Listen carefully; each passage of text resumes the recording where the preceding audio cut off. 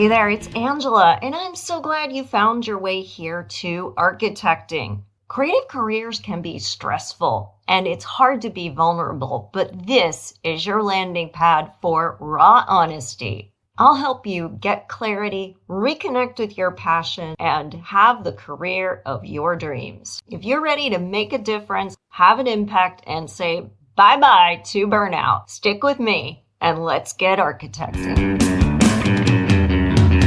Bright lights, welcome to Architecting.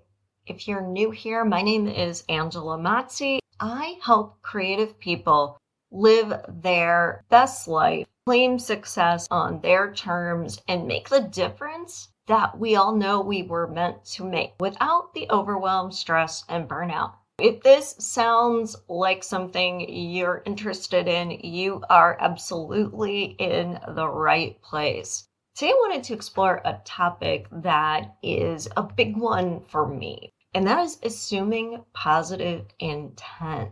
Most people only hear a small percentage of what someone is saying, and that's because we're in our own mind thinking our own thoughts. It's that difference between hearing and listening. I had an interesting article that came across from the National Association of Sales Professionals, which is definitely a group that has to reach people, that most of the time people are responding reflexively to a conversation because they're in their own heads and they're making everything about themselves. On average, people spend 60% of a conversation talking about themselves. What's more is that we tend to spend even more of that conversation while other people are talking, thinking about ourselves. We're all doing it, every single person. So when we're this focused on ourselves, it's really easy to hear what matches the internal program in our head, not what the person or people that we are interacting with may actually be saying. That is why it is so important to assume positive intent, not to put our bias on someone else. Now, this can get really confusing because if we all have our own bias and we all have our own filters and we're all selectively listening to what's being said by others, what's really happening here? And how do we cut through the noise? We do this by being very present. And I know that's hard in the modern world, but truly tune out distractions. I've actually started bringing old-fashioned notebook and pen with me to meetings instead of trying to take notes on my computer. And I do this because then I don't see all the other interruptions, the Teams messages, the emails that keep pinging me. I'm able to be fully present and give my focus to the conversation that's actually happening. When we do this, we can also be more empathetic and try to understand the perspective of the other person. You might have heard this referred to as reading the room, but it goes a little bit further than just getting a sense of the temperament or the reactions that people are having, to being a little bit curious. And it's kind of fun. I like to play detective sometimes. This is a way to really help yourself be more tuned in. I wonder why they'd say that. What clues is that giving me to their personality? And if we assume positive intent on someone's part, then we are not automatically defaulting if something triggers us to what they're saying being about us. We're instead focusing on what's really going on with them. Do they feel threatened by something that's going on? Are they confused or feel uninformed and are embarrassed about it and they're trying to cover it up? Is there something challenging that they're dealing with, right? We all have our best self and our not so best self. And the more stressed out we are, the more the negative aspects of our personality are going to come out. Are they under a lot of stress, which might be coming across as abrasive or aggressive or impatient? Are they interrupting you, dismissing ideas just because they're under stress and they're trying to eliminate more possibilities that are creating more stress? Then you want to take time to make sure that you understood what was intended, not just what you might assume about a situation. It's always interesting when someone tries to get eyewitness accounts of a situation, and there could have been 20 people at a scene, and all of them will give a different account. All of them saw, heard, and experienced through their own personal filters. Anybody investigating has to put all of these different accounts together and try to make sense of what actually happened, because no one has given them the full picture. And that's crazy when you think about it, but it happens all the time. We don't fully account for the fact that even though we were there, even though we listened, what we understood the person or people to have delivered as a message might not be the full picture. So it's really helpful to reiterate back to someone what your takeaway is and make sure that they have a chance to comment on that and maybe tweak it a little bit so that it reflects their understanding. If something sounds a little crazy or you're not sure of it, rather than challenging what the person is saying, you can ask them to say more, to elaborate, give you the pros and cons in their thinking, or you can ask a question about what you might see as the challenge and say, if you think you can meet this deadline in 2 days, how will you account for quality control?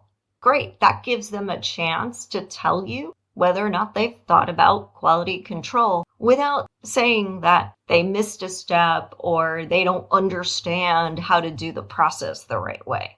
That's the first part of assuming positive intent, shifting to truly listening, making sure that you're on the same page as the person, that you have empathy for not only their point of view, but what other things might be influencing their behavior in that moment. Now, this next part of positive intent is to really leverage a psychological phenomenon called mirroring. If you ever noticed, if someone comes into a room and they complain about anything at all, the weather, politics, the temperature in the room, everybody else kind of starts to pile on and it sets a negative tone. On the other hand, if someone comes into a room and is excited and they're pointing out a lot of possibilities and opportunities, other people start to get excited too. And it unlocks their ability to see possibilities as well. If you're noticing that something seems to be going a little bit negatively, how can you turn it around? You can listen to episode 108 on mirroring and magnetism. You dive a little deeper into this topic. Today, though, I want to talk about the way that we are an accomplice in our own self-sabotage, our own negativity. It starts with the fact that we are selectively hearing based on our own filters and allowing our own fears, our own insecurities to get in the way, or showing up with this pick-me attitude instead of really being in our power.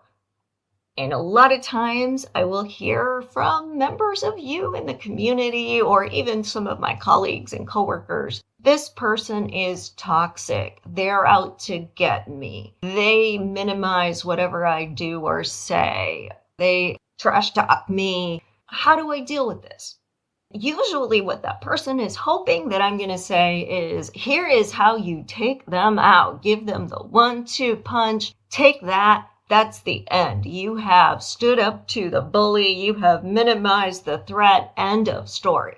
usually surprises them that that is not the way to handle it. Because when you meet adversity or perceived adversity, we have to allow for that. With more adversity, you multiply the adversity, which is why so often in our society, we have the fight against cancer, the fight against drugs. I mean, we're fighting against everything, and it isn't improving anything. All it is doing is creating more negative energy, more energy around what we don't want. Whatever bad actor we are upset with, we become their accomplice. We become a fellow bad actor.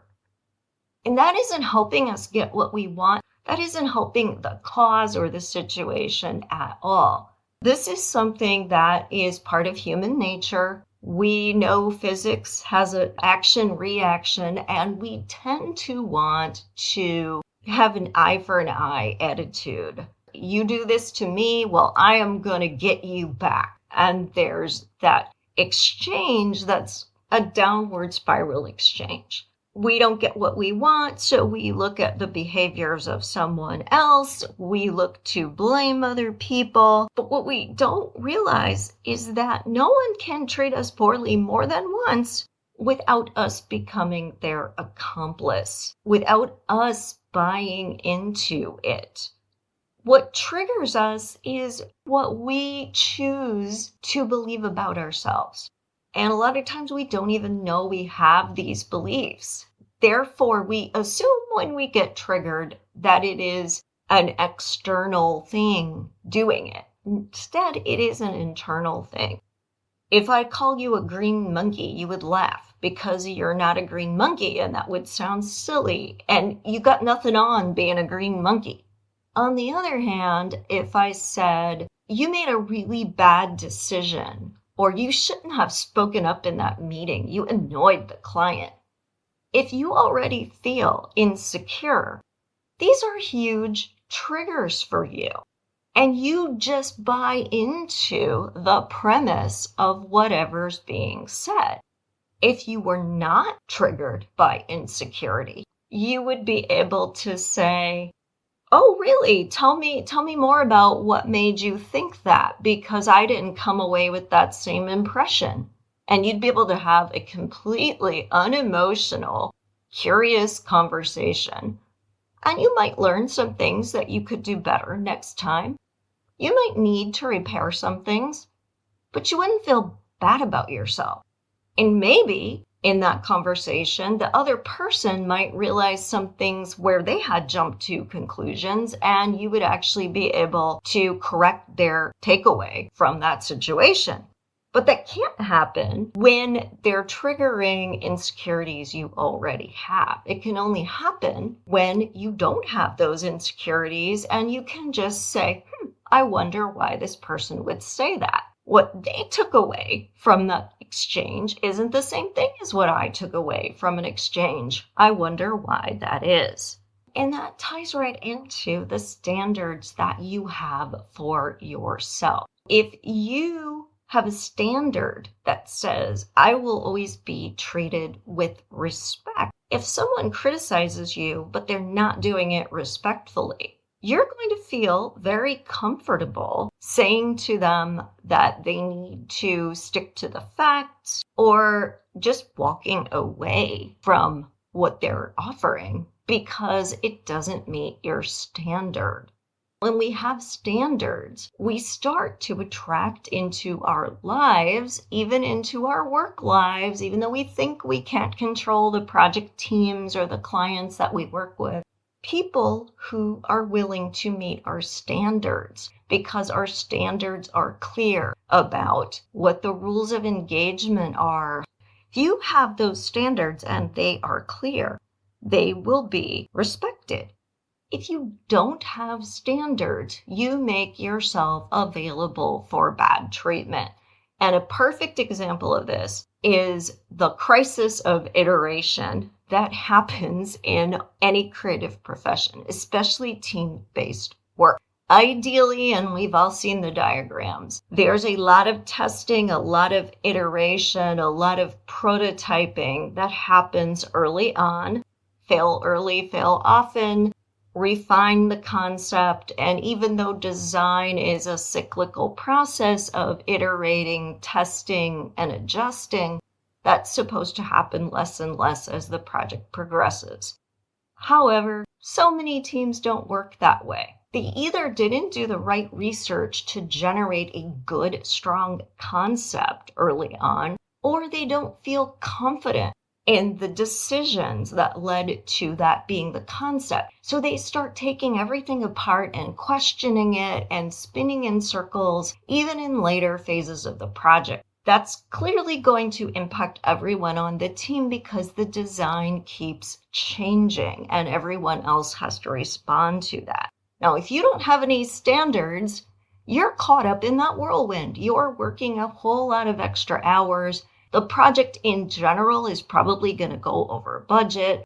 On the other hand, if you have a standard that you diligently put together a concept and everyone on the team is accountable to that concept and things are going to progress, not regress, not be called into question all of the time, if someone on your team starts to do that, you're going to reel them in. You're going to refuse to participate because you're going to say, that's not the concept. And it doesn't matter what your role is, how many years of experience you've had. Everyone ought to acknowledge the process that was put in place at the beginning, feeling confident about the concept and doing work that points back to it. You get to voice if that's not happening, if that's a standard that you have. If you don't, then you're going to allow your time to be siphoned off to endless iterations. You're going to build up resentment. You're going to feel frustrated.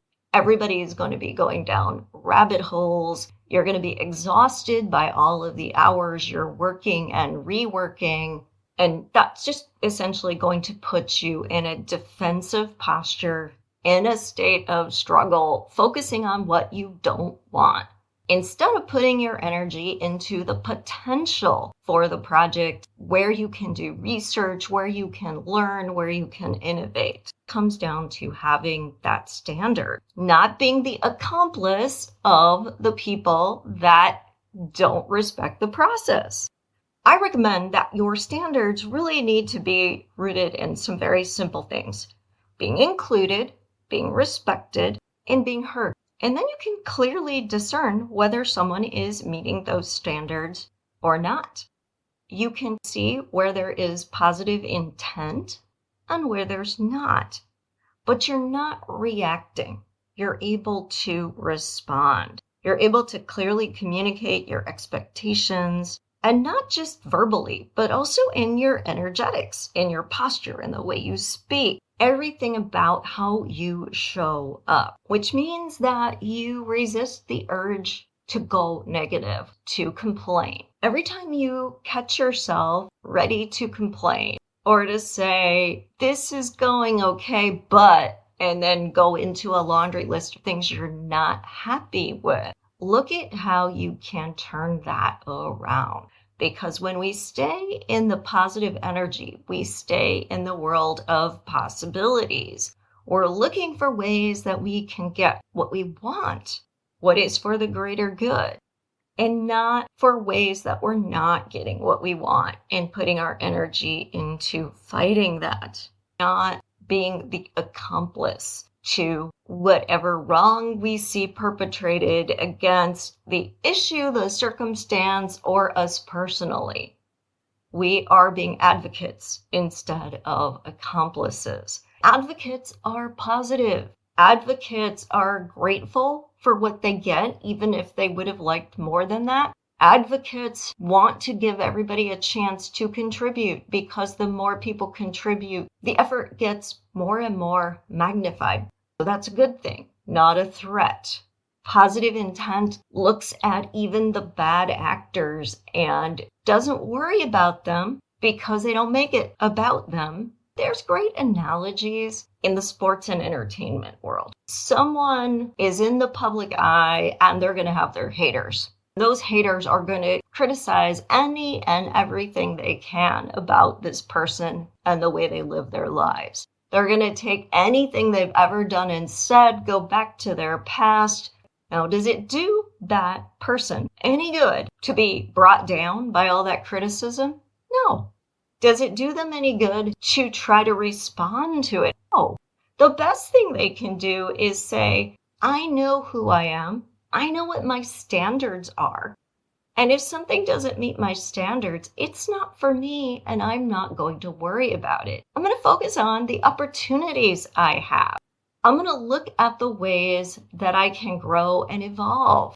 If I made a mistake, I'm not going to dwell in all the ways that I'm bad or wrong or stupid. I'm going to look at how I can do it better. I'm going to be grateful for the support I have, for the people that believe in me, for the opportunities at hand, and I am going to take advantage of them. I'm going to seek out those positive, supportive people, and that's where I'm going to put my energy. People that are able to do that, you see them continue to grow and evolve and get better. The people that get weighed down by it get taken out. They're the ones that get canceled. But you can't get canceled unless you are an accomplice in that process. You buy into it. You allow it to drag you down by focusing on how it has triggered you, by focusing on being in protective and defending energy instead of expansive, confident energy that just minimizes or deflects negativity, that brings out the positive, even in the negative people, even in the skeptics, even in the doubters. And that most of all, lets you focus on moving forward, not on being stuck or being jerked down. So I hope that helped you get a little bit more insight into why assuming positive intent can be a game changer in your life, how to catch yourself when you start to feel triggered, when you start to have negative emotions, how to effectively move past it without pretending like things didn't happen, but being able to confront situations without being defensive. And most of all, how to keep focusing on things that you can feel grateful for, on the abundance that you have, and on the resources that you have, not the things that you don't, because that's the way to get more of them. If you liked this episode, please subscribe to the podcast, like, rate, and review it. Tell a friend. I really appreciate you tuning in, being part of the community. Make sure you go to my website too at architectingpodcast.com. Got lots of great resources for you there, including free downloads, information about the 2 books that I've written, opportunities to work with me one-on-one or take my digital courses. I also wanted to let you know that I have a coaching clinic coming up. This is a new thing I'm offering. We'll be working on different issues that are emerging in the community in a way that lets you be a little bit more interactive with me than you can listening to a podcast where you don't get to share in real time what you're thinking. If that sounds interesting, there is a link in the show notes. It's a free coaching clinic, the first of what I hope will be many more that I can offer either on a monthly or quarterly basis. That we'll see how successful this one is. Click and sign up and then show up. If you sign up, you will get a link to the recording afterward. Make sure you do that because it is great content. This particular coaching clinic is going to talk about how to get more from your daily 24 so you can create a life and a career that inspires you, gives you joy, and neutralizes all the hustle and brain noise that derails you every day. Make sure you check that link out in the show notes and sign up. Well, that's all, everyone. Have a great day, and I will see you next time. Thanks Thanks for listening. If you want even more content, head on over to architectingpodcast.com and subscribe to my newsletter and get some great free downloads while you're there. Be sure to follow me on social media. On Instagram at Architecting Podcast, Facebook and LinkedIn pages are Architecting, and the YouTube channel Architecting Podcast. Stay inspired.